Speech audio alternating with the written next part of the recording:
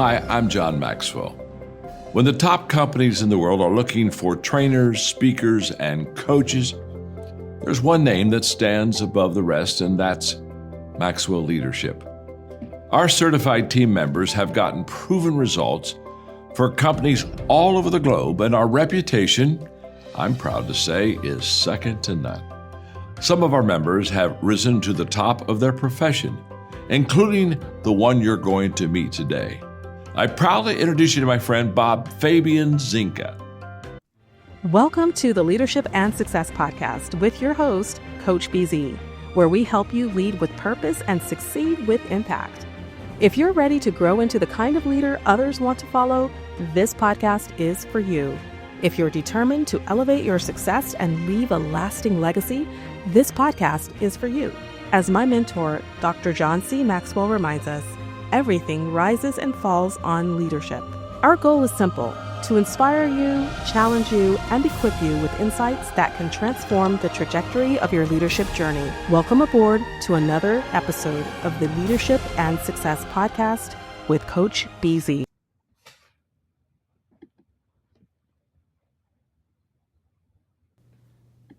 Do the best you can until you know better. Then when you know better, do better. Maya Angelou. As I've watched increasing media coverage of injustice against men who look like me, and been reminded of countless murders of Black people in recent times, I remain torn, as my first thought after utter pain is sadly and selfishly the idea that it could have been me. This violence is not new. It's not a series of isolated events. As an organization committed to improving people and leaders, my team and I at Military Mentors condemn racism, injustice, inequality, intolerance, prejudice, entitlement, and any abuse of power. Military Mentors grips hands with those who have experienced and continue to experience racial violence and oppression. In moments like this, I must ask, are you a leader? Leaders have a responsibility to improve the lives of those around them and make their organizations better. Connecting with, including, and mentoring people who may not look like you will push diversity into places of opportunity and higher levels of leadership, fostering the momentum for much needed, equitable. All right. Are you a leader? That's the message from the Colonel. And part of what we do at the Leadership and Success Podcast is to really give us the tools and principle and ways to think about becoming a better human being, a better leader, and also achieving higher level of success. So for those who watch me this morning, I did my moment of gratitude for today. And today I was grateful just to be alive, just the ability to breathe. It's January 3rd, right? 2026, the third day of a brand new calendar year. I am happy I am here. And because I can breathe, because I am alive, then I have hope for tomorrow. All right, we're going to have a very special guest today. Let me see if I can properly introduce our guest. So we're going to be talking to the one and only COL Chaveso, COL Chevy Cook.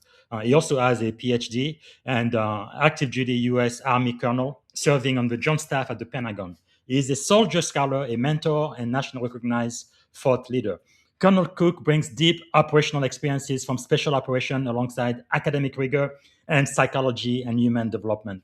He is also the co-founder and recently the executive director, but now on the board of militarymentors.org.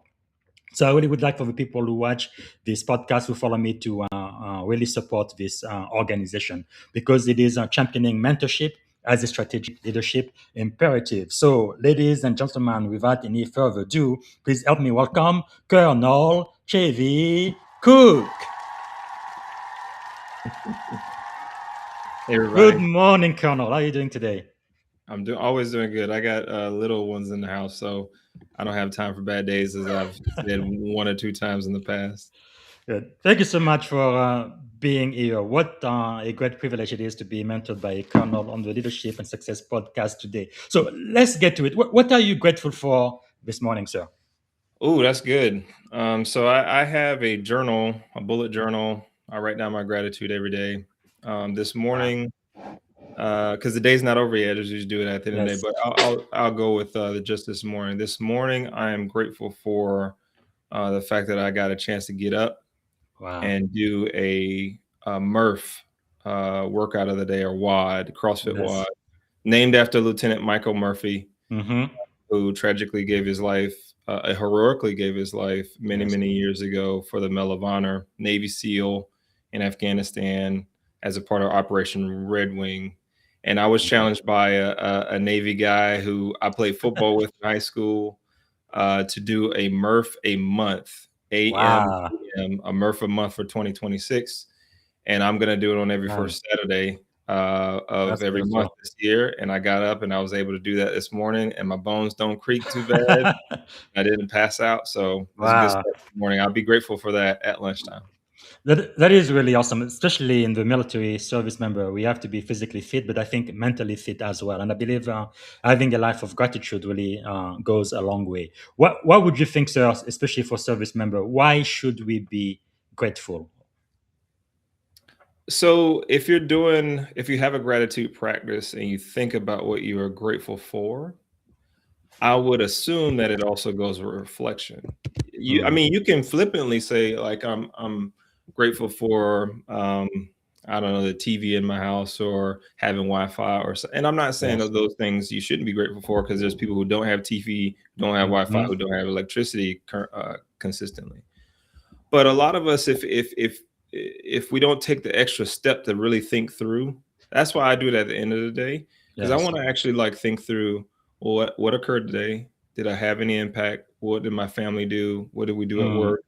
What did I read? Who did I talk to? I want to think through all of those things. So I think the importance for leaders to have a gratitude practice is it is a forceful reflective process. mm. And the research shows that reflection is a key component of character development, of leader development at an individual and organizational level. So Yes. gratitude is about reflection. That's why we should do it as leaders, for sure. That is quite powerful. And is there something about you, sir, that most people may not know about when they first meet you? I think most people don't know that I'm more of an introvert than not. Really? I Wow. think because people see an external version, or a version from a distance, for sure, Hmm. of who I am, right? They see all the writing I do, the speaking I do. They see me on podcasts and things like Yeah. that. Obviously, as a leader in the military, you stand up in front of formations, et cetera, et cetera. My Hmm. life has not allowed me to be introverted, right? Wow. So the people make the automatic assumption that I'm extroverted. No, Wow. very like I've taken a number of personality assessments, and Yes. truthfully, so the literature will bear out as well. Well, not just with me, but with a number of men. Men Hmm. tend to get more introverted over time, more Yes. reserved. So I was just beating that trend when I was like a teenager. I was just Yes. like already super Wow. introverted. Most people don't know I'm actually more introverted than not, which is the proper way to say I'm not an introvert. I'm Yes. not. None of us are introverts or extroverts. You're either more one or less than Within one, the but you're spectrum. able to go Yes. along a span. Which means you expend more energy when you have to be extrovert. So what do you do to recharge, sir? How do you refill the tank? It depends. Um, I read this great book a long time ago called "The Power of Full Engagement." Hmm. It's by Tony Schwartz, and Hmm. uh, man, I'm forgetting the second author, but it's Tony Schwartz is one of the authors. Yes. And this book taught me about different levels of fitness with respect to spiritual, mental, physical, et cetera, et Yeah. cetera. I think it's But Jim Lore, I think Jim is Moore is the second author. So what's special about that book is what it tells you is you can't manage time, but what you can manage is energy. So for wow. me, it gave me specific practices that I could think about. So it can be just as simple as this. Um, I can go in a room before I got to give a speech or afterward, Hmm. drink with some water, rub on my ears and maybe the back of my head, give me a little self massage real quick, 30, Yes. maybe a minute, and it can completely recharge me if it's completely quiet, lights are. Wow. It doesn't command all the time. Other things is I've gotten people around me to help with that, right? So if I had a second in charge, like a senior enlisted leader or something, I'd get them to buy me some time. If I was coming from an engagement, we are going into Yes. another, I'd ask them, hey, can you go run interference? Give me 5 minutes so I can take a walk, just so I could Wow. be connected with my own thoughts. So I've done a lot of that. My wife has been really good about calling me at work or texting or something and saying like, hey, take a minute for yourself. Yeah. And just that little, all I need is a little bit. I drive Wow. to, I got a very long, and when during my commute, I will no podcast, no music, no nothing, just Mm. complete silence. And some of my Wow. commutes are 90 minutes. So Wow. just being in there, being very deliberate about Yes. gaining silence, and coming to myself. There's a book called Leadership is a Relationship, and Hmm. in it, Mike Irwin talks about there's like three places you can be by yourself now. One of them is the car, the other is a shower, and I can't Wow. think, but I'm taking moments like that. That is pretty amazing. We already got two book recommendations. It's not even been 5 minutes yet. Leadership is a relationship. How to put people first is in the digital world. Okay, thank you so much. This is just awesome. And again, this wasn't planned, but I really like what you are saying, sir. And based on what you've said, another question I have for you: Yeah. in 2025, 21st century, we have so much distraction now, so many input and things to focus on, right? And I think as leaders, we really get distracted so easily, social media and all of that. How do you find the time, or which technique do you use to really focus on your own priorities and kind of get rid of all of the distraction out there? That's a good one. Um, Another book suggestion: Cal Newport has a book called Digital Minimalism. Hmm. People see me. I think people see me on social media, think I'm very engaged. Nope. I am on social media 3 days a week: Tuesday, Thursday, and Saturday, Wow. for 40 minutes total. My phone is limited to allow me to do that, which means most of the posts that you see are curated, already written, set up by some other system or app, to Wow. post on my behalf. So I get to keep myself off of social media. That's one of the ways. Another way is every one of That's my bullet powerful. journals in the very front of it has my values, my purpose statement written right in Hmm. the front, my priorities. It's kind of a little diagram that I drew. Every single one of them Yes. for years now has had that in the front. And then daily, when I bullet journal, I assess my priorities. So I have a kind of stoplight chart as to whether I fulfilled my Wow. personal three priorities or not. So that's another way I keep myself kind of Yes.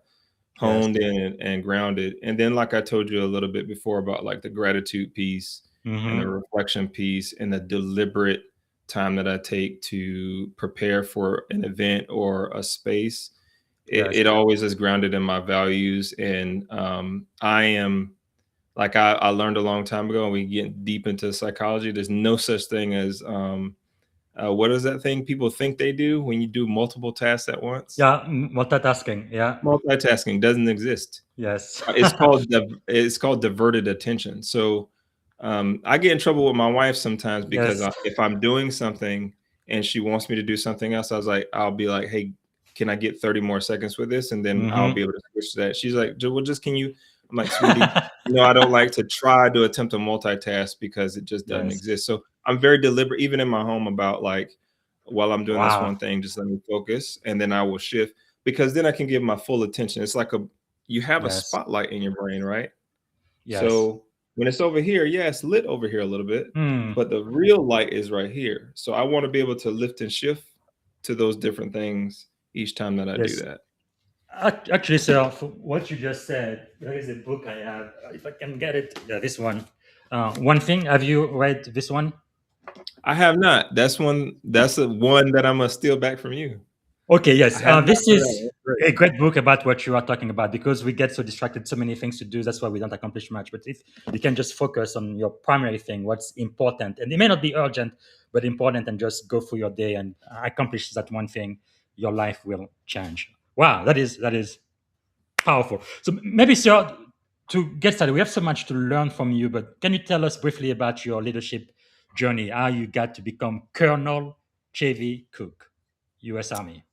As briefly as I can put it, I was a young kid in a space that wasn't full of great leadership back home.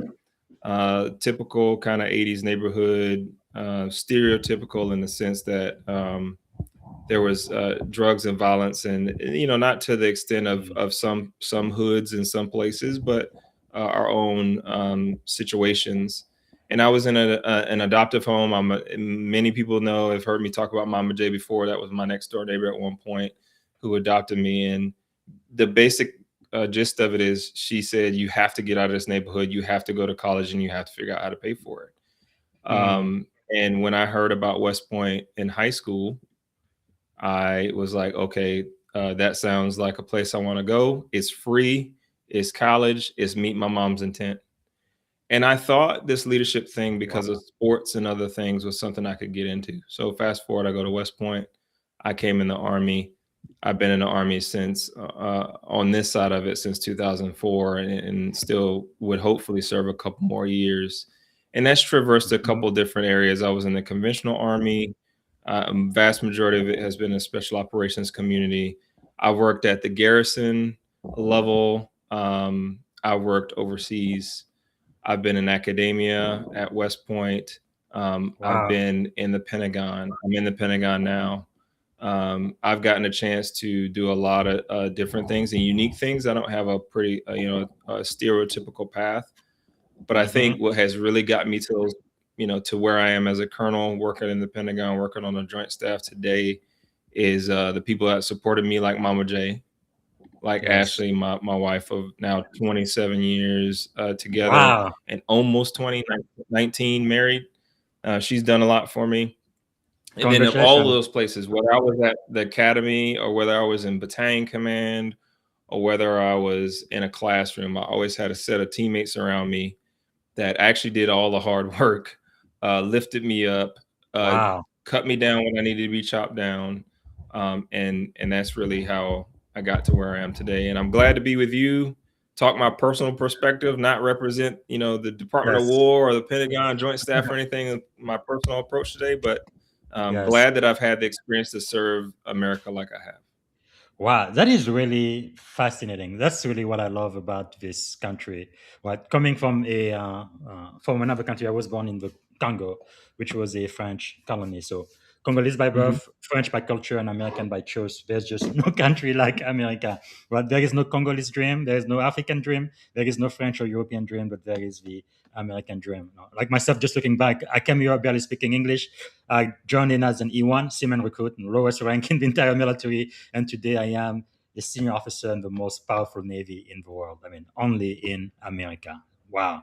But you also mentioned your wife, sir. If you don't mind, can you kind of share maybe what you believe is the secret of your long marriage and partnership? Secret. Yes. Because especially in the military, right? Because we get deployed, and especially when both parents are in the military, it's very, very difficult to keep a marriage and a family together. So when I see unicorns like you, I want to know, what's your secret? What do I need to learn that I don't know yet about marriage and being together for such a long time? Well, there's a lot of secrets. We have a ton. I think, we both came from divorce homes. You should know that. And we grew up without fathers in the home. So one of our secrets is we're making it up. We're making it up as we go. You can read all the books. You can look for examples and details, or you can just do what feels right in your heart and in your gut and in your mind. And that's what we've done. We didn't have examples of what marriage should look like or what perfect should look like, but we could envision it. And we decided, we're engaged, we're dating and engaged for 7 years before we were married. People don't do that anymore, right? And I'm not bashing anybody's approach or anything. It's just we took a long, deliberate time to do that, and we've made it up as we went along. We've done what felt natural in our head, our heart, and our gut, right? Like the logic piece of it, the emotional piece of it, and then just the feeling of it. Another secret is, because we came from divorce homes, we don't believe in divorce. Yes. Now, I've had a number of used cars, and I know how this works, right? Yes. I can just go get a new one. Yes. In this case, I don't. There is no new car, right? So I will do everything, patch up a tire, fix the windshield. And Wow. just so we're clear, my wife is not a used car. Yes. Yes. She's more like a G5 jet, very clean and nice and high end. But Yes. we don't have the, listen, if you take divorce off the table, and Mm-hmm. I'm not saying if your spouse is beating you or Yes. denigrating you or doing something else that you cannot leave. I'm just saying if divorce is not an option, maybe those things don't become options either. Like I Wow. can't hit my spouse because we can't get divorced, right? Yes. She can't kill me because then she won't have me anymore. But I mean, I'm Yes. making kind of light of it, but a secret that we have is we simply don't believe in divorce. So every Yes. conversation is about figuring it out together, head, heart, hunch. Wow. Um, That is and maybe a really last secret, powerful. just this is the last one, I promise. The last secret for you young men out there is realize that they're your better three quarters. A lot of us Wow. say like, that's my better half. No, Yes. my wife brings way much more to the table than I do. Has all listen, people who Mm. know actually know this. Like she Awesome. smiles with her eyes. She has a glow about herself. I'm not just like I say, and people who know me know I say this. Like, Yes. and people who've met her know, like if you don't like Ashley, there's something wrong with you. She's a real, genuine, good soul. Yes. She is a Wow. gift giver. She is a person who gives of her time. She is a deep emotional friend. She's committed. She's Mm. courageous. She's in shape. There's so Yes. many things about her that is just to be liked. And then Mm. I get to kind of like be her arm candy when I go places or whatever, Yes.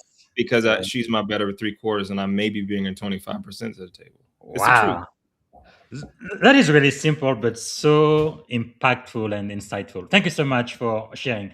I kind of joke with my wife. No, we definitely have that commitment. Divorce absolutely out of the table, right? And sometimes, yeah, we are human. We may get Of course. upset, and many times we argue about things that don't matter at all. But by the time our heads get hits the pillow at night, we absolutely have to forgive one another and love each other 100%. all over again. So 100%. one joke I have is, no, if she ever decides to leave me, we're gonna leave me with myself. I'm gonna go with her, and we're gonna leave me because wherever she goes, I'm going with her. So We have the same it's joke. really awesome. Same joke. Same joke. If you leave me, I'm Uh, leaving too. I'm going yeah, right where you right where you exactly. are. And you said she's no, free quarter, your best free quarter. So I am commander in the Navy, but when it comes to my household, Commander Zinga, that's not me. It's my wife Dimitria. She's the commander of this house for sure. So yeah, it was one day maybe I know. I kind of got the big head, I got this huge promotion and all that. She's like, okay, you may be all of that to the Navy out there, but in this house, I am in charge. So sit down and shut up. I'm like, yes, ma'am. So it's very, very clear. And wow, okay. So maybe one question I have for you, Vencer, is so you've served in high risk operational environment and I trust strategic role. Looking back, what moment most fundamentally reshaped how you understand leadership today? Not in theory, but in practice. That would probably be, luckily enough, when I was about the time I was a lieutenant, a young lieutenant. So for those not in the know, and I'm not in the Navy, so a lieutenant for me is second lieutenant is the very first entry level officer position. And I came into the Army out of West Point, cocky for sure, overzealous. I wanted to be the best lieutenant, the typical best of the best of the best of the best. And so I wasn't a big sharer back then. Like if I figured out how to do something more efficiently or I made my platoon better in some way, I wasn't sharing that. I just didn't do it. I wanted to shine. I wanted recognition. And what I learned over time from peers mainly was that that didn't make the unit any better. Yeah, it might have Mm, made my platoon better, but it didn't make the battery or company level better. It didn't make the battalion or the squadron the next kind of level, and on and on and up. I was just worrying about my own little kind of rice bowl or fiefdom. yes. And that is not the way to do business. So and it really came to fruition like when I had a kid, when I had my Mm, oldest daughter, and I finally understood what it meant to really pour into something that's, yeah, it's quote unquote yours, but she's her own person. yes. When I first started her saying phrases, simple phrases that they say in school, like sharing is caring, then I Mm-hmm. really got to understand what leadership was about, which was Wow. always making the organization better. I used to kind of say it in a flippant way, saying like, if I was you pick your best quarterback of all time, Tom Brady, Peyton Manning, Dan Marino, whoever, or you can pick whatever, you can play the other version of football and other places, basketball player, you name it. I used to say if Mm. if I was that person and if I was if I wanted to be a Tom Brady, the difference here is I would be telling the defense my plays.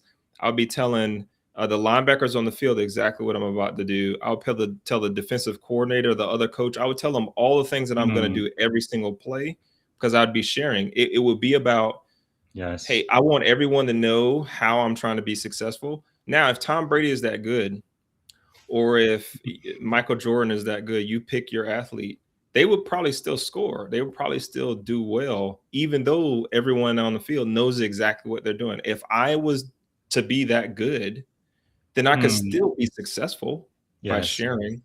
And I went as far as making something called the playbook that I handed out. Like I would Wow. orchestrate everything that I did, like in command.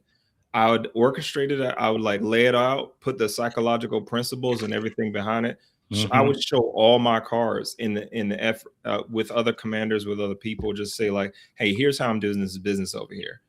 Can you Wow. please share what you're doing with me?" Sometimes it would share back. Sometimes it wouldn't. Didn't Yes. matter. Yes. Sharing is caring, as my little one used to tell me. Wow, that is so powerful. Really, servant leadership really makes the difference. Something similar with me when I first joined the Navy. It was, I believe, a first class who told me, "Do you know what Navy stand for?" Seaman recruit. I'm like, "No, first class. What does it stand for?" He says, "Never again volunteer yourself." I think he was joking. I think he was, but I definitely did the complete opposite. You do have to volunteer. You have to add value because that's really how you grow and you help your organization do better. So back into your leadership journey, sir, your personal purpose statement, which is published online, you said, "I am purpose built to serve others." Where Yeah. did that come from? When did that stop being just an aspiration and really become a lived responsibility for you?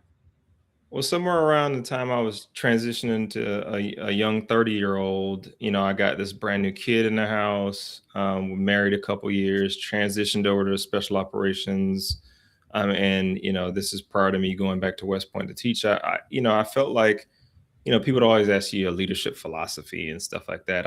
I got Yes. it really deeply into reading, and I came across this idea of a purpose statement, and I Hmm. was trying to answer a question for myself. So going back to me being more introverted than not, I Yes. was wondering how I could be so paradoxically built. How can I Hmm. be a person who rather be in a book, rather be quiet, rather be by myself, gets energy from that, Yes. but have this ability to lead, to speak, to communicate, to connect, to network. Like I felt that was a paradox. Hmm. And for me, I'm a religious man. I don't want to make this religious, but Yes. for me, that had to come from something given to me or written for Hmm. me to be, kind of this paradox. And for Yes. me, that paradox became my purpose. I felt like I was purpose built to serve others because I have this Mm. ability to connect, but my ability to deeply reflect and be introverted allows me to recharge in a way that just becomes, again, the cycle Yes. comes back out to serve others. Service to others starts in my house. It's with my kids. Those are others. Mm. Service to Powerful. others is my wife. So people think your purpose statement or these like leadership philosophies is about your Yes. formation, your organization. Yeah, they are. But Yes. for me, for mine, an other is everything outside of my body. Wow. So just some years ago, I came across just trying to answer that question for myself. Why am I built this way? And I think I was given that amount, the extreme amount of introversion, and reflective kind of nature I have in Hmm. order to serve others. So that's where it came from. Wow. That really reminds me again. Right now, I'm doing the study of the book of Proverbs. I've been doing that since I was like 12, 13 years old. It's not religious at all, just looking at ancient wisdom and getting all of the leadership lesson from that ancient book, which I believe is still applicable today. But Jesus said, whoever wants to become great among you must be your servant. So the way to greatness is through service. It sounds like a paradox. How in the world? But really, if you want to lead, you have to serve. that's the only path for greatness. Wow. Yeah, you're absolutely right. Having read the Bible a couple years ago, straight, front to back, I got a chance to read other religious texts like the Quran front to back, and there's a thread through a couple of these different Yes. texts, ancient wisdoms, religions, this spiritual side of who we are, and Hmm. it's in like a service. We can talk about character as well, and Yes. character, when you really think about character, different than personality, right? Hmm. Personality is kind of this direction. Character is a that direction, and it Yes. has a interpersonal component that must be done, and that comes from me through service to others. And Yes. people say things like service above self and all of those things. For me, it's strictly my purpose. It comes down Wow. to my purpose. It comes down to, well, what am I here for? And it is to do Yes. this for other people, whether that's the kids in my house, Mm. whether that's some large formation, whether it's an extremely high government official that I'm giving direct advice to. I Yes. get to do this all day, every day, if I Wow. am doing it right.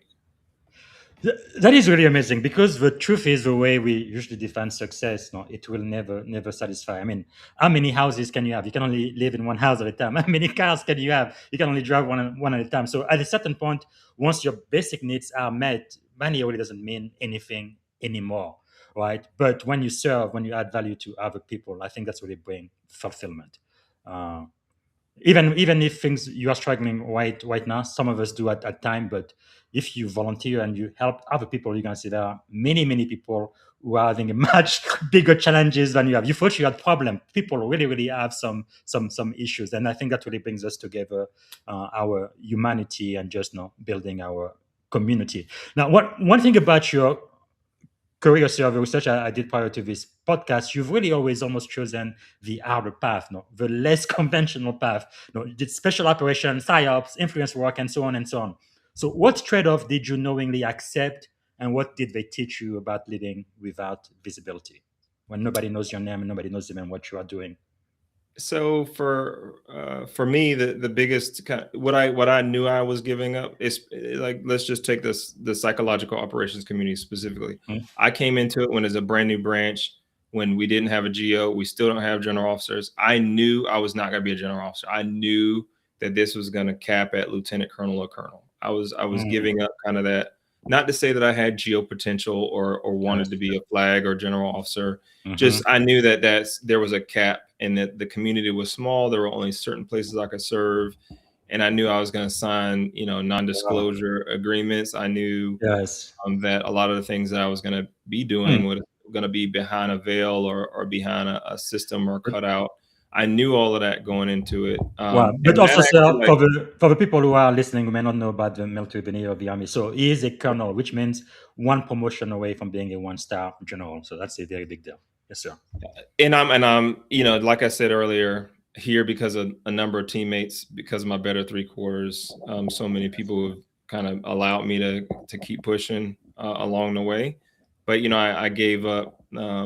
To your point, I knew that this is where I was going to be. Obviously, this was an Yes. aspirational goal, because this was, kind of the top of where my career field could be.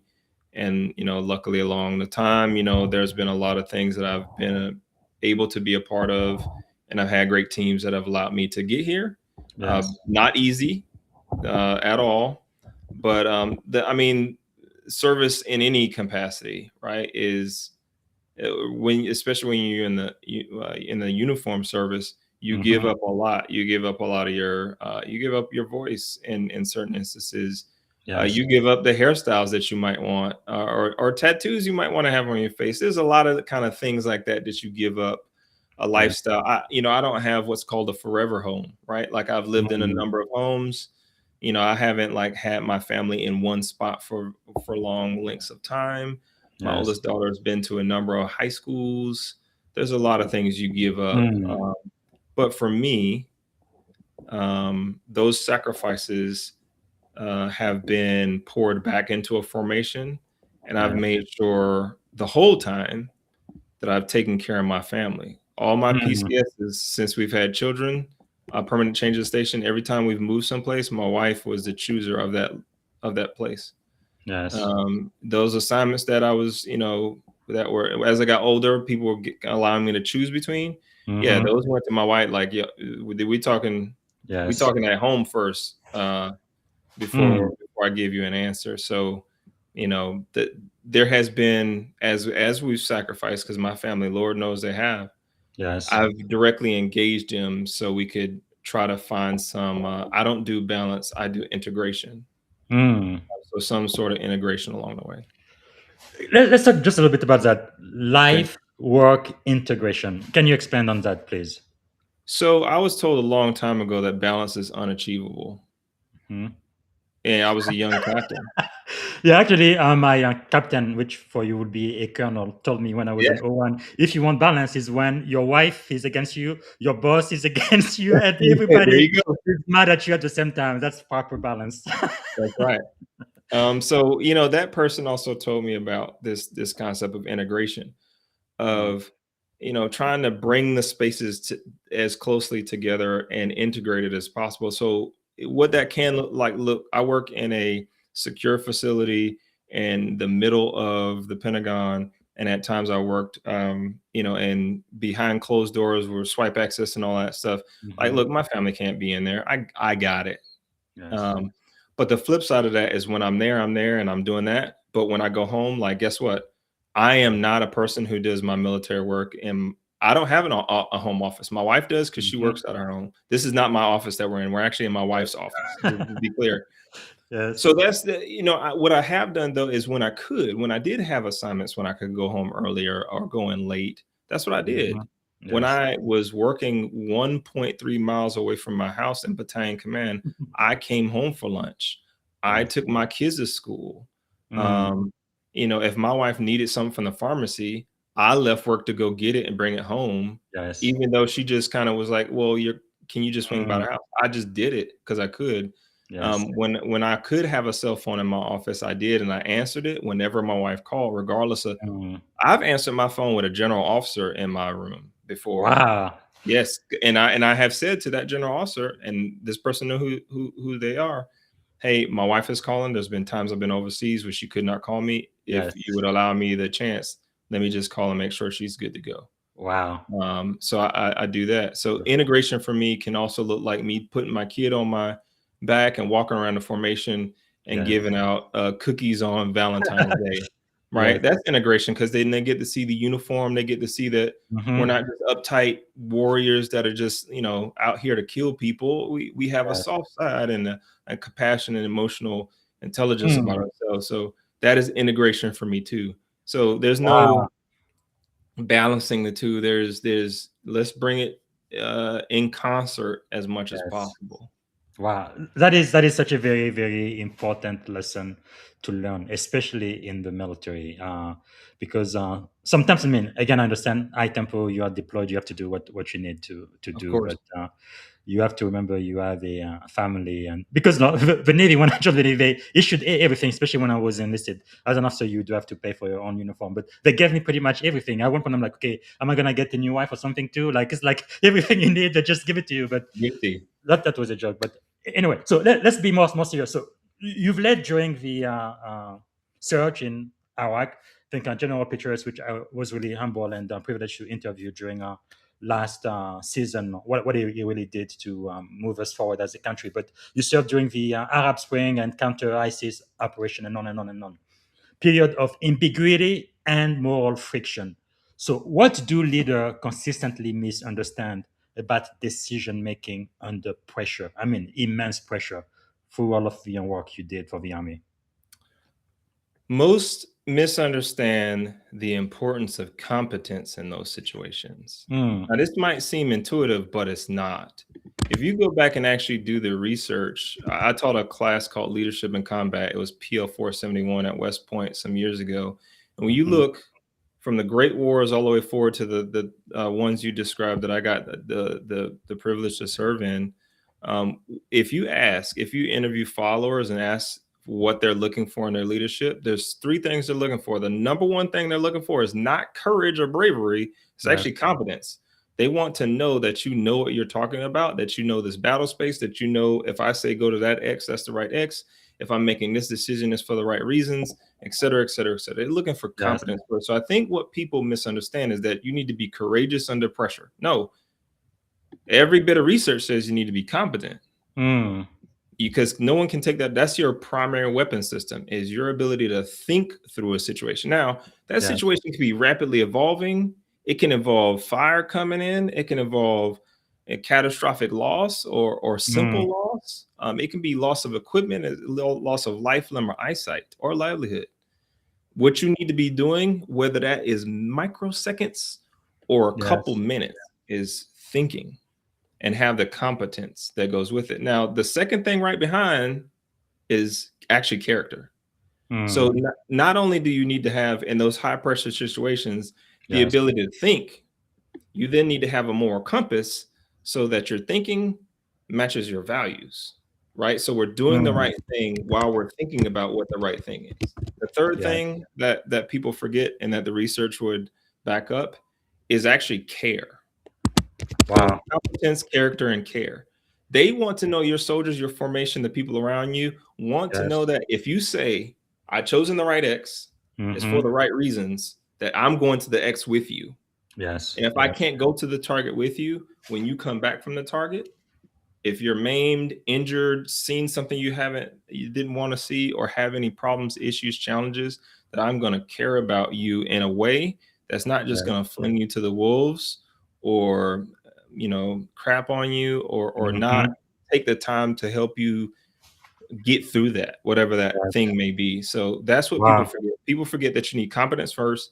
People need to see that you have character, and people for sure need to know that you care. Yeah, I think now more and more I realize a lot of the leadership training we get in the Navy, we stole it from the Army and we just put Navy on the top. But we talk about competence, character, and connection. I guess connection, care, it's pretty much the same idea. Let me ask you about this before we go to the last segment. Military mentor, you were the co-founder, until recently executive director. You now understand on the board of advisor. But the question I have for you, you do have a quote that's pretty popular, but that makes people think. I think you said something like mentorship is more important than leadership. That's a little bit controversial.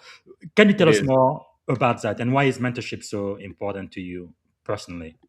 Well, mentorship for me is the most important, outside of maybe the relationship of a father with his kids, or a husband or a wife with their spouse. Outside of those relationships, mentorship in a leadership capacity is probably the most important relationship you can have, because of the legacy that it leaves. And I will break this down very simply with respect to why I think mentors are more, or mentoring is more important than whatever leadership capacity you have, is simply because of this. One, in this generation, like, leaders leave. You're in the military, I'm in the military. We are going to PCS. I've never been on a duty station for 20 years doing the same job.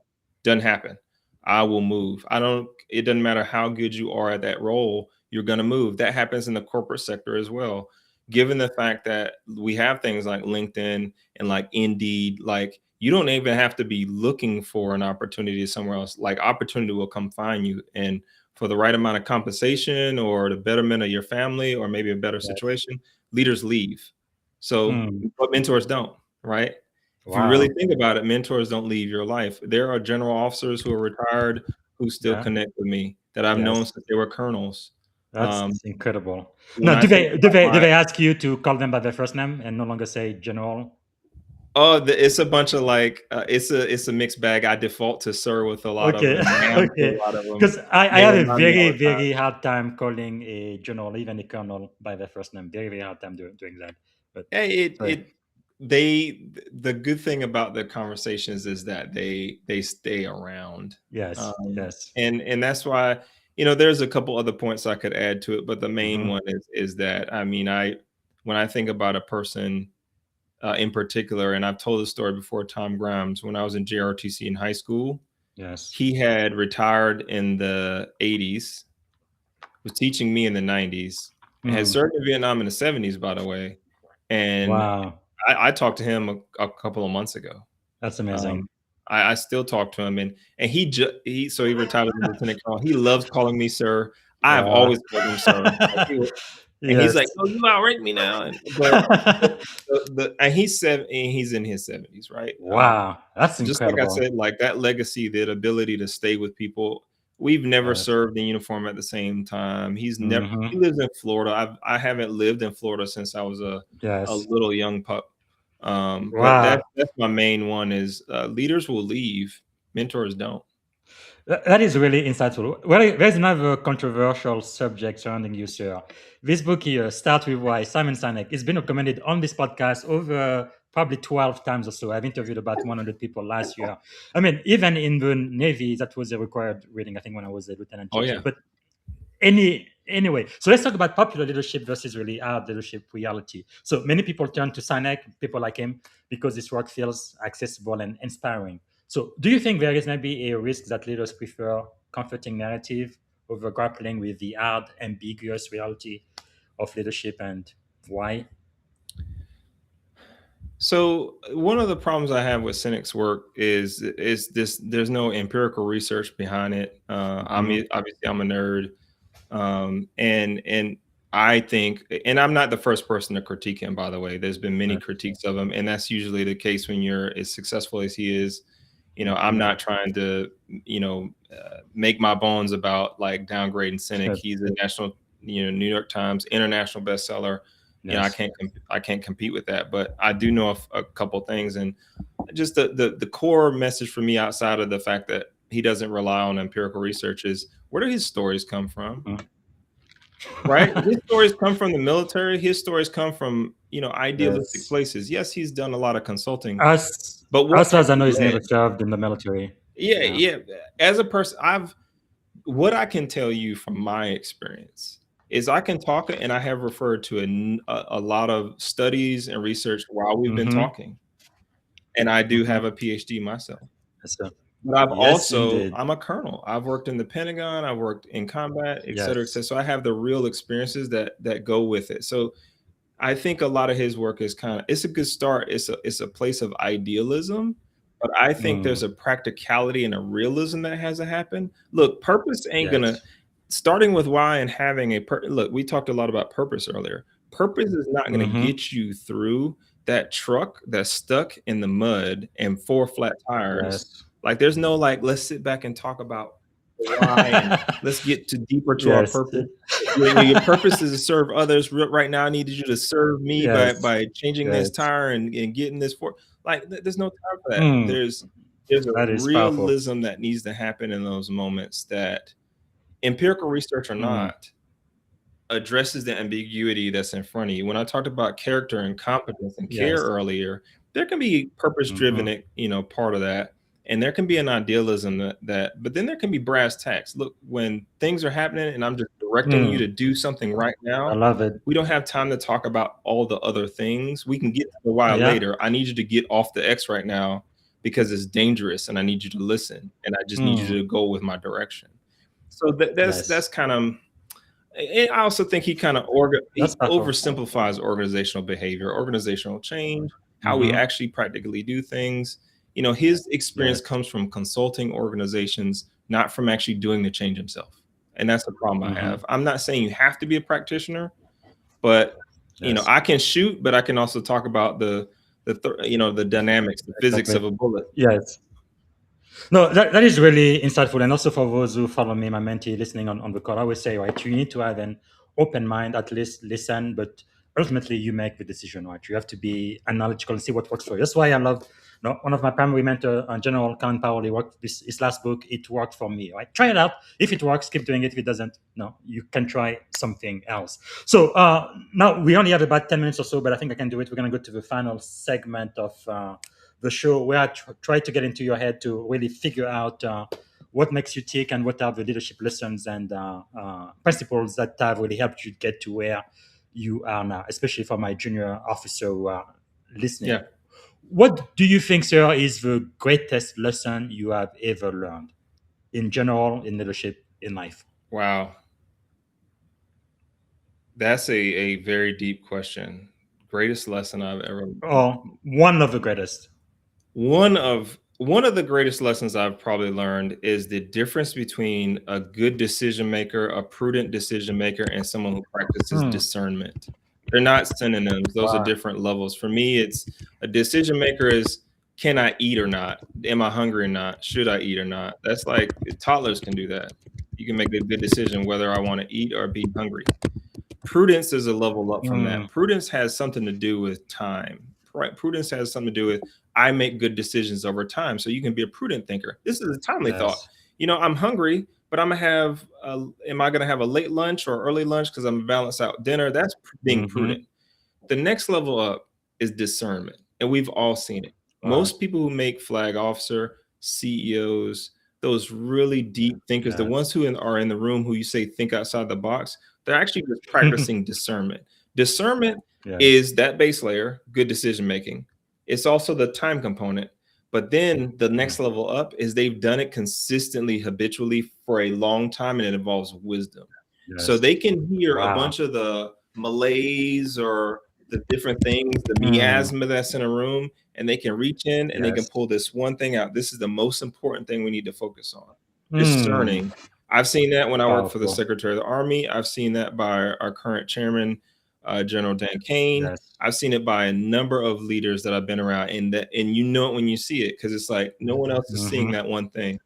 Man, that's so Yes. discerning. They can just this is the problem. This is Wow. the actual challenge. This is beneath the table. This is what's not being said. So that's a great lesson. Yes. Don't be a good decision maker. Hmm. Please be prudent, but it takes Yes. time, and you really know the difference when someone is discerning. Yeah. That is quite powerful. What do you think, sir, is the secret of your success?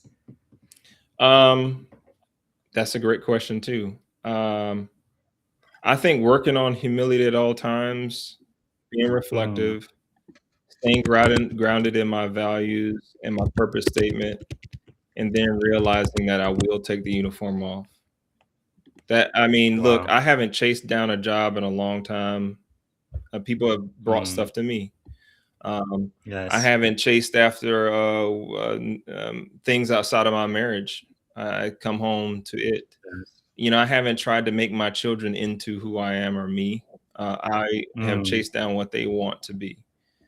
So Yes. I Wow. think those things are maybe my secrets to success. Yeah, yeah. Am I very driven? Am I, habit? Do I practice habits? Do I read a lot? Do I reflect a lot? Do I journal a lot? Yes.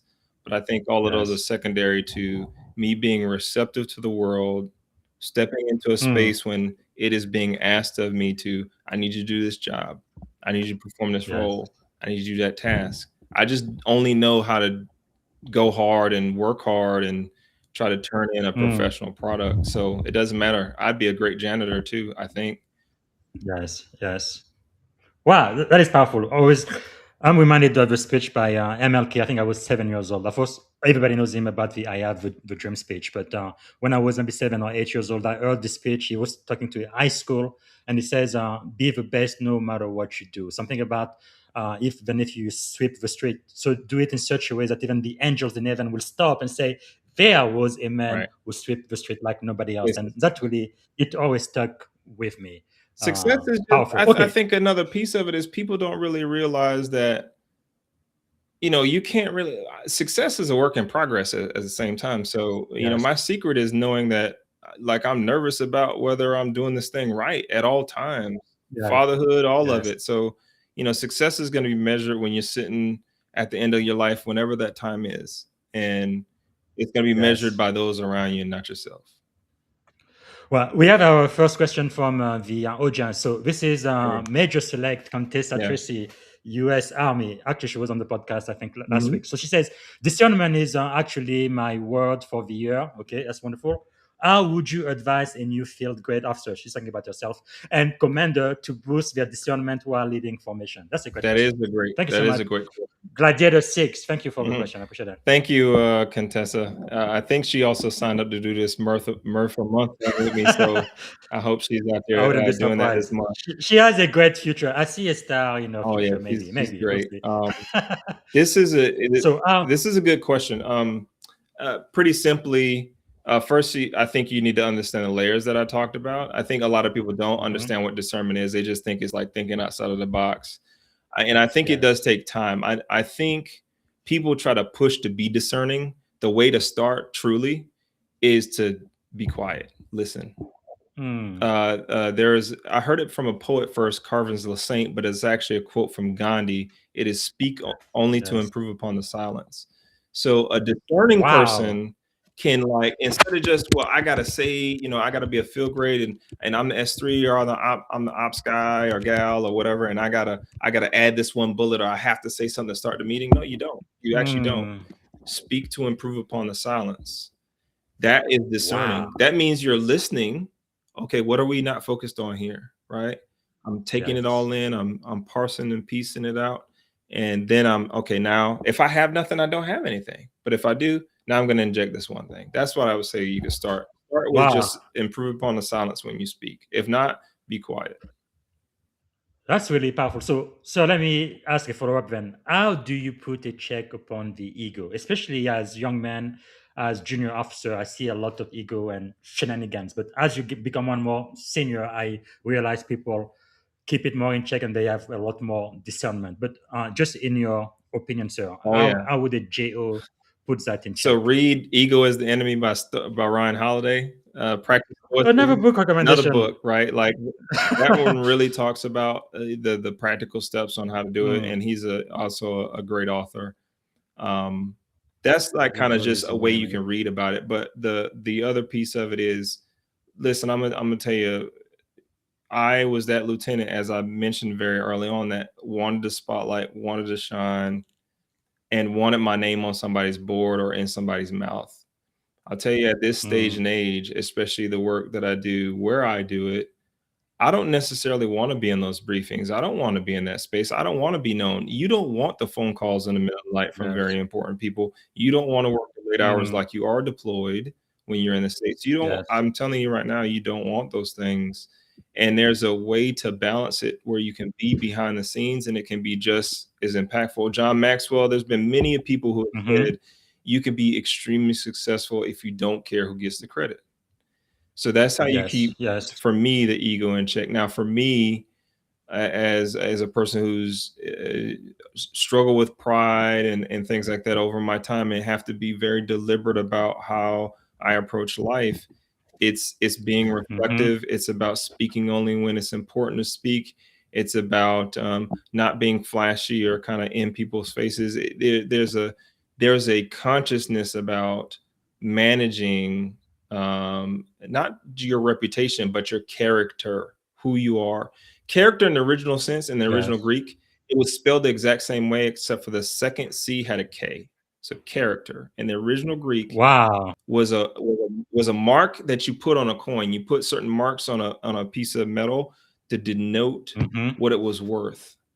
So think about that. If you think about your character being your marks of your morals, your values, your reputation, Yes. all those things, you only get to make that mark once because it's in metal. And there's no such thing about making a different Mm, marker, crossing it out. So your character yes. matters. That is really quite insightful. Okay, we know that leaders are learners. What are you learning now, sir? I'm always reading. I learned a big lesson about myself for since my 30s. Since about 29 or 30, I would write down everything I would catalog everything I read for the year, and I Hmm. had a goal of at least 2 books a year, so 24 books. I have to read. I can't do audio and stuff like that. I have to have a physical copy. So for years, I've read Yes. hundreds of books that way. And last Wow. year was the first year. I'm 45. Last year was the first year I decided not to do that. I was going to read, and I Mm. did, but I only read 12 books, like one a month.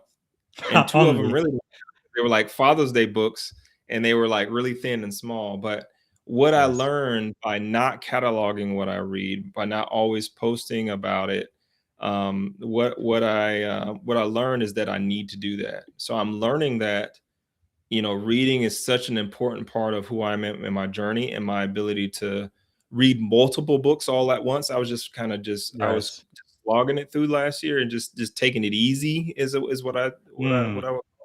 that wasn't good for me. It wasn't Yes. healthy for me actually. And that I need to get back to cataloging it, having a goal, reading multiple books at once and not just one at a time like that. I Yes. took a year to do that, to figure that out about myself because I'm willing to. Wow. I That need is data. awesome. I need Yes. data, Yes. and now I have the data. I have to read more voraciously. So that's what Mm. I'm learning about myself. Is That is reading really is good for me. powerful. Technically, it's time, sir. Can you give us 10 more minutes or no? Yeah, of course. I'm here Okay, with you. thank you. Thanks so much because you have so much insight on our geos, like uh, Gladiator 6 right there. She's really eating this up. And she says she's Murph once a year in May, sending out all of your cheers. Thank you so much. I'm sure that is quite a challenge. So what about failure? How has failure shaped your life? Failure is the number one shaper of anyone's life, in my opinion. But Mm, in my particular life, because of those early missteps in my career, because of even earlier missteps by others, who yes. maybe my birth parents' failure in their marriage affected how I grew up. Those things, and not to Hmm. place blame, just to be realistic. Like for Yes. me, failure has been the ultimate shaper of Mm, how one learns. For me, if you really think about it, you thought you were going to succeed anyway. Like really think about what success means. You can yes. pick your poison. Pick graduating from high school, um, knocking the home run out of the park. Picture getting your Hmm. MBA, PMP, doctorate, whatever that may be. You always pictured yourself doing that. You were already like, Yes. yeah, that's going to happen. And when it does happen, you don't sit back. We don't graduate college and be like, how did I make it through those 4 years? You don't do Yes. that. We don't. None of us do. But Yes. man, let you Yes. misstep, let you fail a class, let you not get that Mm, MBA, let you fail a physical fitness test, let wow. something happen, let your marriage break down, Yes. and not work. You will be so reflective Mm, in your practice that you'll go back and you'll try to figure the thing out. There's this thing wow. called Bathsheba syndrome. It's in the Hmm. literature as well. Yeah. It's related to the biblical story, of course, but Yeah. for me, like success is just a pedestal that just helps you, but it's helps you climb higher and higher. But what it Yes. really is a column right up under your feet. And Hmm. the taller it gets, the more wobbly it gets. And then you're gonna Yes. eventually fail and you learn from the fall. I really do truly believe that. Wow. That is powerful. Thank you so much for sharing that. I believe it was JFK, right, who said success has many favors, whereas failure is an orphan. And I think Bill Gates who said you really don't learn anything from success at all. All of your learning is really done when you fail. That is so true. Okay, if you could choose three people to have dinner with, who would you choose and why? They could be alive, dead, or even mythical figures. Oof. Three people I would love to have dinner with. I believe in Mhm. God, so I would like to have dinner with God. That would be neat. Yes. I mean, Yeah. obviously, neat is like a small word to use, but it would Hmm. be amazing and impactful. So, dinner with God. If we're talking about humanity, um, it would be really neat to have dinner with Edgar Allan Poe. Mm. Probably not something Right. on somebody's bucket list, but Edgar Allan Poe is, yeah, I'm into poetry. The Hmm. creativeness, the darkness, who he was as a person is kind of interesting and unique to me. Mm. He went to West Point for a little bit. Most people don't know that. Wow. He did not graduate. Just those stories and how, when I think Yes. about like his all, we're all familiar with his Telltale Heart and so many, The Raven. This he has a quote. Mm. Everything we see or seem is a dream within a dream. Like those things, I would love to have I Wow. think it would make a good dinner conversation. Makes And you then a think for person sure. who's like alive and just would be fun to have a conversation with is Barack Obama. Oh yeah, is right there. I'll Oh put it right yeah, here. I would. Yes. It would be Is interesting. We actually I get compared to him a lot. I would just like to tell him that one time, like, "Sir, you don't know how many times people call me President Obama or yes. have said we look alike." But I also like Yes. to be able to talk to a president would be very interesting. Is Yeah. have the conversations about the decisions that are made, the stresses that are Mm. involved. He has a high power wife. Amazing. He has 2 daughters like I do. Yeah. That Yeah. would be I think a good dinner conversation. And I like basketball. There's Absolutely. a lot of things we potentially have in common. So if anybody can hook me up with Barack Obama dinner, I would be in super depth to Yes. you. And I know he has, I think, being my brother's keeper or something in Auckland. I am in San Francisco, so it's not very far from where I am. Sometimes I definitely would like to meet him. My forever president, that's for sure. Okay, let me see. Let's talk about books now. So we've already talked about Start with Why, read it Mhm. with a grain of salt, and you've mentioned this one. Why should people read this book, The Daily Stoic? Well, one, I'm a fan of a couple times I've read books that have like kind of this day-to-day thing, Mm-hmm. where you can kind of I've read A Calendar of Wisdom by Leo Tolstoy as well, where it's like this daily, like this piece. You can Mm-hmm. get through these pieces in little bites, little chunks over a whole year. It's Yes. just a journey. It's a great journey to think about your ego, stoicism in general, the Mm. values that are involved in this stuff, virtue ethics, Mm-hmm. the ability to reflect and to really kind of hone in on who you are at the core. And like I said Yes. earlier, think about your character with a K. Hmm. That is powerful. And what about this one? I don't know if you can say it. Oh yeah, Oh, that's the one I mentioned earlier. yes. Again, their premise that you can't manage energy. I'm sorry, you can't manage time, but you can manage energy. This book changed Mm-hmm. my life. I Wow. will. I'm not even exaggerating. It changed my life as to how I thought about trying to do that integration piece, trying to think about how I engage in this thing called extroversion when I'm very much an introvert. This book Mm-hmm. is, oh man, it is absolutely priceless. It will change your life, I guarantee it. Wow. That is really uh, powerful. What about this one that you mentioned as well? Hold on. My computer is a little bit slow. Okay. This one. It's all yellow. Oh yeah, digital minimalism by COL Newport. So this Mm-hmm. is actually becoming old now. I mean, this book is 5, 6, 7, 8 years Hmm. old now. It Wow. it came out when it was just kind of telling you like how you can do like Cal Newport at one point like you got rid of all social media off. It's still to this day like does not use social media, things like that. Um, Mm-hmm. if I remember right. But this book will tell you exactly what that subtitle says, but really it's about managing your digital world in a way that it is intuitive, but none of us do. Using the apps, using your screen features, like even people Yes. don't know you can do this. If you set it up on your phone, you can actually turn your phone, and I don't know if this will show. Oop, you don't want to see my USA stuff. Let me get that off the screen. But Mm-hmm. it's black and white. You can change the color on your Wow. screen, so your apps and things like that. This is shown to me Mm-hmm. through practices like this, where none of my apps show any color. And I know that's probably hard to see on the screen, but even Yes. you graying out your phone can make the apps themselves less attractive. You won't see as the notification bubbles, and you can turn notifications off completely. It's things like that, Wow. just practical sense by Cal that is absolutely fantastic. Another guy I would love to have dinner with because I want to know how he becomes a bestseller and doesn't use social media.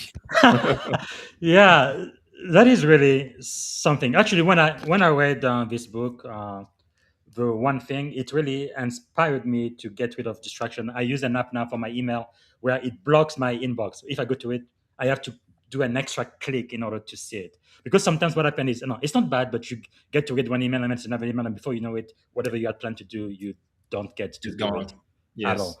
Yeah. So what about this one? Leadership is a relationship. So Mike Irwin and Willis Duvall. So this is a great book that just talks about you have to learn a couple different things. Leading yourself first is a part of it.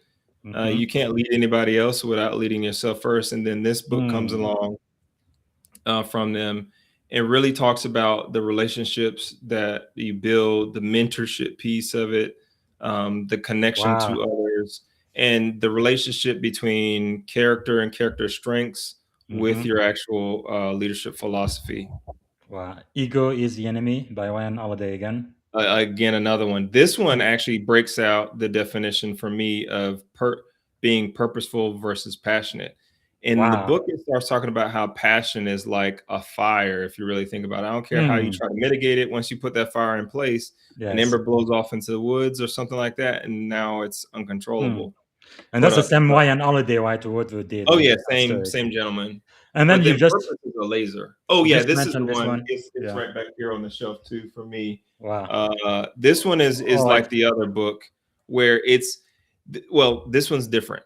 Calendar of Wisdom by Leo Tolstoy. This one has different quotes from different people over time. So every day you're getting something from. It could be Martin Luther. It could be a Bible Wow. verse. You can get some from a poet Yes. like Walt Whitman or Edgar Allan Poe. Mm. You'll see a Powerful. lot of different things in that book.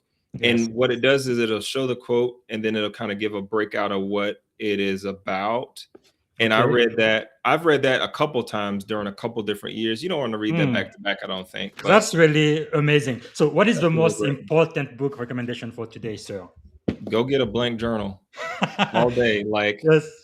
I can't emphasize. I have a stack of journals back here Yes. in one of my tiered shelves that I can go back and tell you, because I track stuff like this. I can tell you how many dates I went on with my wife 5 years ago because Wow. I have the data. I That can tell you is what I was grateful amazing. for. I can tell you what my gratitude kind of my gratitude practices honed around all last year. I can tell you how many times I've taken my kids to the movies because I journal about it. And I think That's having amazing. a blank journal and having some type of bullet journal or gratitude or write it down practice will let you flesh out your ideas. As Joe Barley has pointed out many a time on From the Green Notebook in his podcast and his blogs, he likes to quote this quote that says, I don't know what I think until I can see what I say.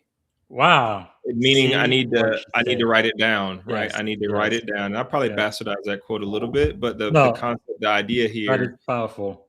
is writing the things down so I can see it, flesh it out. And for me, I have a couple different journals. One of them is it's called Lots of Jots. It's where I flesh out ideas. It is separate from my work journal. It's, my bullet journal, gratitude at the end of the day, where I'm like stoplight charting my priorities. Man, the most important book you can have is a blank journal. That is so powerful. You reminded me of this book from my primary mentor, Dr. John C. Maxwell. It says, The Greatest Story Ever Told. So he signed this one, but when I bought it, I was so excited that it's nothing but blank pages. So it says, write your own life story. That is really the greatest story that will be told. Writing. I think it's cathartic, right? It brings healing and it helps you really take all of those thoughts all over the place and organize them. And thank you so much for sharing that. Okay, we are toward the end now. If you had one and only one day to live, sir, what would you have liked your final contribution to be? One day and one day left to live. My final contribution. I would probably want to spend it right here with my kids and my wife. Yes. And I would want to tell them stories about our lives, about our family history. Beyond myself, I'm talking about generations. And I would want to hear them share, how they tie into that legacy, or maybe how they would share like a best memory they had with me or with their mom.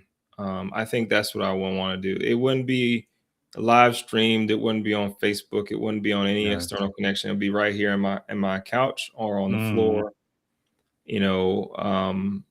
Looking at pictures. We still have physical pictures on I rotate them out on my refrigerator. Yes. We take family pictures every year, and I'd probably just want to do that. I would want that to be the lasting memory I would leave with those people. They're simply the most important people in my life. My two daughters and my wife. Easy. That is powerful. Yeah, I have two daughters too. Although my first one is now a young woman, she's pretty much independent now. It's a very hard transition for a father. I didn't think I would miss her that much when she went to college. But anyway, so if you had a magic wand and you woke up tomorrow morning, what is one problem you would like to solve if you could solve any problem? One problem. One problem. Man, that's a tough and interesting one as well. I almost defaulted to, I would like, mentoring relationships to be better, but then I'd be out of work. So, I would want to continue to work on that. I don't know if I have a great answer for that, honestly. I don't have one. That would take a lot of for me, a lot of reflection, a lot of thought to really think through how I Mhm. could really solve something big. So I actually don't have an answer for that. Or even small, just something that is close to you. I know my wife and I, we've been talking about homelessness here in the San Francisco Yeah. Bay Area. I can't believe, no, we have billionaires here. I guess we're gonna have a trillionaire very soon, Elon Musk. But there are people in San Francisco who don't have a place to live. They live in the street, and I just don't understand that. With all of the innovation and the smart we have in this area, it's really incredible. But anyway, so we are coming toward the answer. How can we add value back to you? The best thing you can do is, uh, for me personally, I would love for you all to start reading. I would love for you all to start writing, to start journaling. I would love for you to start thinking about, reflection, and thinking about mentoring, and thinking about your leadership journey, thinking about character. Sure, connect. You Mm, can connect with me always. You can connect with military mentors. You can connect with the Center for Mentoring Excellence. You can connect to anything that I'm connected to, and that would, in a way, let me serve my purpose, mhm. and let me serve you. I would love to do that. But really, Yeah. this journey is about it. It all starts with you. Mm, I know there's a balance of the ego. There's a balance of humility that needs to happen. But I'm telling you right now, you yeah. can't lead anybody. You can't do anything for anybody else if your cup isn't full, and if you don't know who Mm, you are. When you really start your leadership journey, wherever you are, yes. you could be as old as me and as senior as I am, and you can start your journey at this point too. It's all about like Mm, knowing who you are. A lot of people like, well, how do you get a purpose statement? How do you get values? How do you know what your priorities are? Well, first you need to know who yes. you are. And I think I Mm, know who I am, right? Like my title there is Chaveso Chevy Cook. It doesn't say colonel, it doesn't say yes. doctor, it doesn't say PhD behind it. Now, those things might find Mhm. themselves on LinkedIn or other places, but I am Chevy Yes. first and foremost. And I want you to find out who you are. So Mm, serve me by finding who you are. And if you want help with that journey, people who know me know if you reach out, I'm going to reach back. There's yes. no, I don't ignore Wow. anyone. That is powerful. Thank you, sir. All right. Is there a question I should have asked you that I haven't had a chance to ask yet before Yeah. we close the show? So we good. Okay, so let me ask you this very important question then. What would you say to your 17-year-old self standing at the edge of this incredible career you've had in the most powerful army in the world? No, one promotion away from being a one-star general. Wow. What would you say to 17-year-old Chevy? Number one, I would tell that person, so you're gonna meet this girl here very shortly. Make sure that that girlfriend you keep next to, because that's gonna be your wife, and she's gonna be the most powerful influence in your life. She's gonna Wow. give you the kids that you're gonna have. So make sure you pay attention to that young lady when you meet her, and you stay with her. So that's number one. I would tell that young 17-year-old. Mm, The other thing I would tell that young 17-year-old is I'm gonna tell that person like, hey, you're in a crap neighborhood. You don't have the best experiences. mhm. You're gonna be set up for success here shortly by going to a place called West Point. But you Wow. need to be humble quicker, earlier, and more often. Mm, And just because you came from an era that was braggadocious, and you came from the rap culture where you can't really there's a banter that goes about it. In the neighborhood yes. I came in, there was no such thing as being humble, because humble might get you killed, stabbed, shot, hurt, because you had to Mm, be that kind of braggart. I would tell that 17-year-old, hey, tone all of that down before you go to West Point. It'll help you much longer in the future. wow. That's probably the two things, I would tell myself. All right. So to end the show, then it's going to take less than a minute. Lightning round question. Don't take too long to think. What is one word that defines great leadership? One word. Discernment, Morning routine or practice that keeps you grounded. prayer, A book or a quote that changed your life. the Bible is kind of a default, but my bullet journal, a journal. Okay. And who inspired you most today? My wife, watching her So she has her own career. She takes care of me. I'm distant. I'm away. My kids. She does everything. Yes. That's the number one leadership example and inspiration in my house at all times. Like Wow. she is fantastic though. So one of my children is autistic, high functioning, but also has ADHD. Mm, It's a wicked mix. My yeah. wife works remotely for the Wharton School, one of the best business Mm, schools in the world. My other yeah. daughter is a high performing creative who is in high school, who has all the aspirations in the world.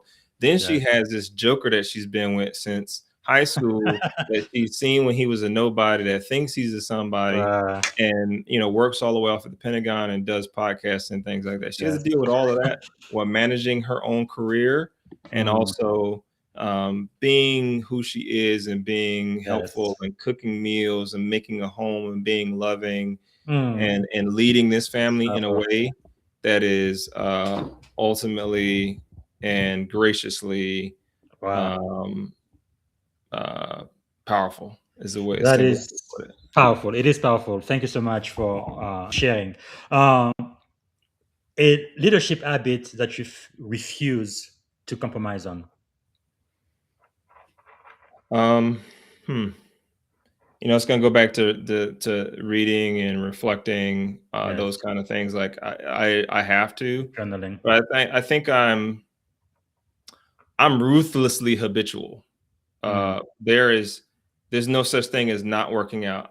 There's no yes. such thing as not praying. There's no such thing as not reading. There's no like Yes. I am doggedly determined with Mm, respect to my habits, and I have that's been for powerful. the better part of 30 years, and I think that's part of where I am. But Hmm. That if is it's powerful. I know Dr. Maxwell says the secret to your success is found in your daily routine.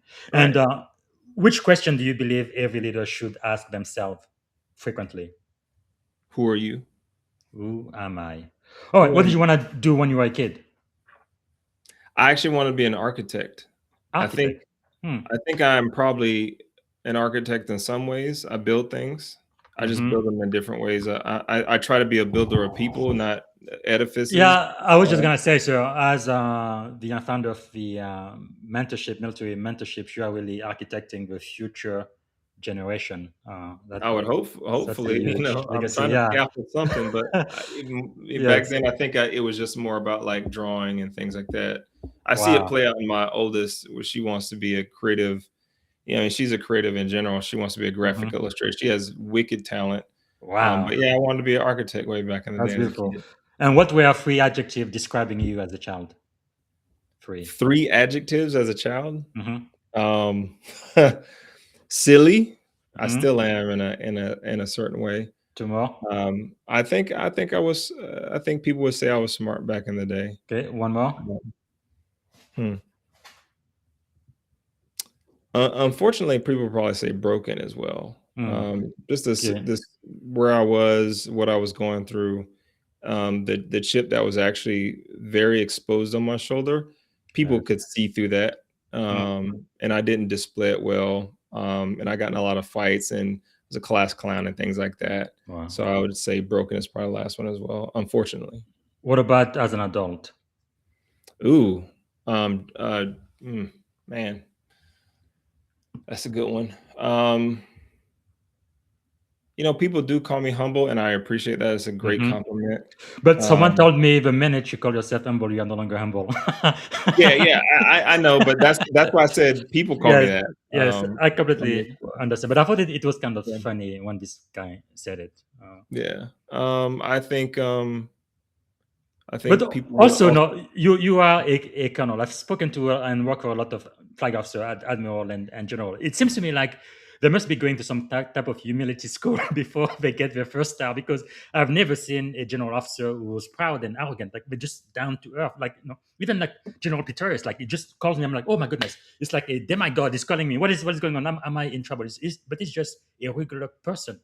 No, not a persona, not this big, celebrity and all of that. Now, I've seen some senior officer like lieutenant colonel and colonel who may be a little bit arrogant, but it looks like there's got to be some military school. They send them to get them back down to being just human and nice. Finishing school. I think they Yeah, call it finishing school or something like that back in the day. that's amazing. But anyway, so you said humble. Two more as an adult. I would hope people would call me caring. Yes. I think I do show that in a lot of different ways. I think I Mhm. connect with others in deep ways. I would And hope people would. one And I more. would hope people would also say I'm reflective, that, Yes, I think definitely. deeply, I think before I speak, that Yes, I try to think about my day, my family, my processes, my habits, and all the yes. things about it. All right. Finally, the last question, and this is it. What is one word that represents our shared experience on this podcast today? Hmm. Um, I jumped to whole, Wow. because we covered a whole, range of topics. We Okay. covered a vast majority of my life, my, personal thoughts and personal beliefs.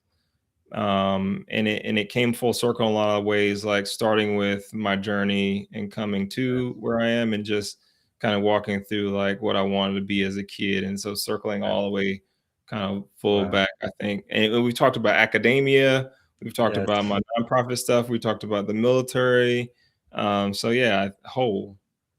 Well, thank you. Thank you so much, Colonel Chaveso, Chevy Cook. Really appreciate your time and being one of our master Thanks, teachers BZ. today on the Leadership and Success podcast. Thank you, sir. Take care. Wow. All right, everyone. That was the Colonel. All right. I hope you really got something out of it. So tomorrow I will be speaking with Commander William Spears.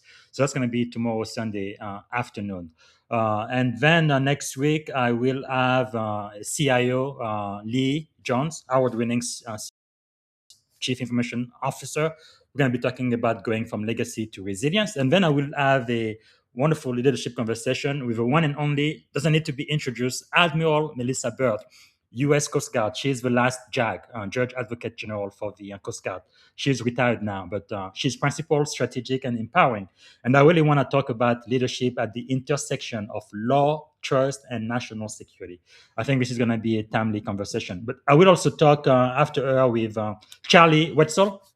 It's been confirmed he's a master craftsman, faithful steward, and multiplier of impact. Charlie is actually the writing companion of my primary mentor, Dr. John C. Maxwell. You won't see his name on as an author for the book, but he's the one that really helped my primary mentor come up with more than 100 books, right? Most of them being New York Times best-selling books. Just incredible. And he's also done the same work for other people as well, like for example, this book, Gone Up Faith, with Kevin Myers. So he's really the person in the background that makes everything happen. But anyway, I really want to put the spotlight on him. And after him, I have another confirmation. We're going to be talking with Tambra Ray Stevenson, food justice visionary, cultural engineer, and scholar practitioner. We're going to be talking about leadership with nourishment, and she's the best-selling author of the Wanda series for kids. All right, so that's what we have planned, and I look forward to it. So I will see you again tomorrow.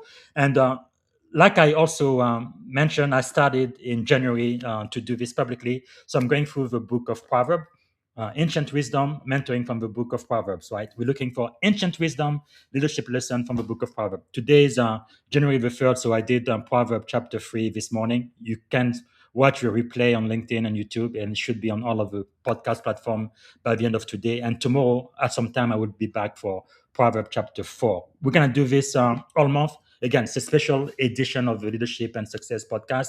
So it's season 31. We are currently on season 5 for the regular season. Hopefully, you can join me. Again, it's not religious at all, just going through the book of Proverbs to get wisdom that can be applied today for leadership and success. All right, that's all I have for you. I believe there may be one more chat. Let's see. Okay. Gladiator Success, thank you both. This was so powerful. Thank you so much for letting us know. And for those who don't know, part of the reason why I really love this feedback is when I first started, 5 years ago now, My first podcast, it was the audience of one, me, myself, and I. Nobody was listening to me, and I wasn't even sure if anybody would listen. So now we have a growing audience in America and all around the world, and I really, really love your feedback, and I love learning from you as well. All right, see you tomorrow for those who are going to join me for Proverbs chapter 4 study and the interview with Commander Williams. Okay, bye for now. Thank you for tuning in to the Leadership and Success Podcast with your host, Coach BZ. If today's episode added value to your leadership journey, be sure to subscribe, share, and join us again for more wisdom nuggets on how to lead better and achieve greater success. Remember, leadership is the most critical skill of our time. The world will always need leaders to inspire others, drive innovation, and execute meaningful strategy. So why not count yourself among the bold leaders shaping the 21st century? Until next time, stay inspired, stay committed, and keep leading with excellence.